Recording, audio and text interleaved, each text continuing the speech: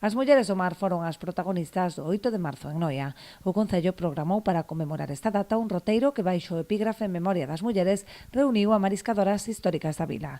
Antes da saída tivo lugar un pequeno acto na Alameda, onde a concelleira de Igualdade deu lectura a un manifesto. Baixo o lema Dereito, Xusticia e Acción para todas as mulleres e nenas, asumimos a responsabilidade de avanzar cara a unha sociedade máis xusta e democrática.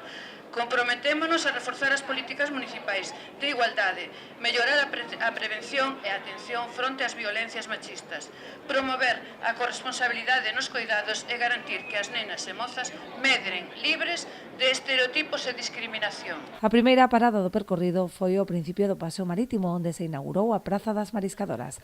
Ali descubriuse unha placa conmemorativa que oficializa a nova denominación deste espazo, escenario simbólico do intenso traballo das mariscadoras noiesas que durante décadas sostiveron a economía e a identidade mariñeira da vila.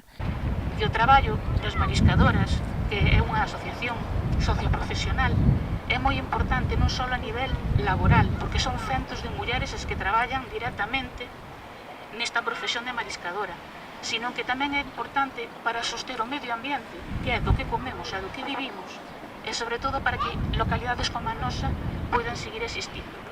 Outro dos puntos claves do percorrido foi o Museo do Mar, que a partir de agora levará o nome de Carmen Barcia, en recordo á histórica armadora noiesa. Familiares e amigos participaron neste acto poñendo en valor a súa traxectoria profesional e a súa contribución á historia marítima de Noia. Cando decimos Carmen era armadora, era unha muller de negocios.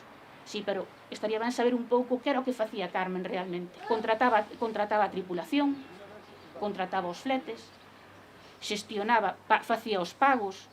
É dicir, facía un traballo que non era o habitual nunha muller. E moito menos nunha época na que se facía todo a man, a tecnoloxía pois era a que había, é dicir, primeiro telegramas, e cando foi pasando un pouco máis o tempo, algún teléfono, pero teléfonos tamén había pouco. Tras os roteiros, participantes deronse cita na Festa pola Igualdade celebrada na Rúa do Curro, con diversos obradoiros e animación musical das DJs Rapariga e Yaya.